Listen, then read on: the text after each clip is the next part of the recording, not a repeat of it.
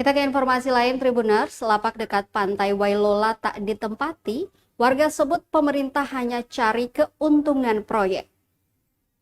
Lapak modern di dekat pantai Wailola, Kota Bula, Kabupaten Seram Bagian Timur atau SBT, hingga kini belum ditempati pedagang. Padahal bangunan tersebut sudah ada sejak masa pemerintahan mantan Bupati Abdul Mukti Keliobas.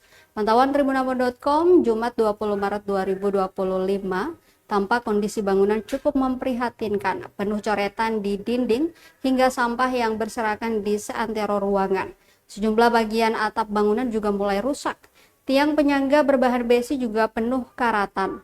Warga setempat pun menyoroti keberadaan bangunan yang diperuntukkan untuk pedagang itu. Mat Kwairu Maratu, salah satu pedagang, menyebut pemerintah Kabupaten SBT hanya mengejar nilai keuntungan proyek tanpa mempertimbangkan asas manfaatnya. Ia mengaku bangunan itu bahkan tidak pernah difungsikan sebagaimana mestinya. Ia berharap agar Bupati saat ini tidak mengulangi catatan buruk seperti itu.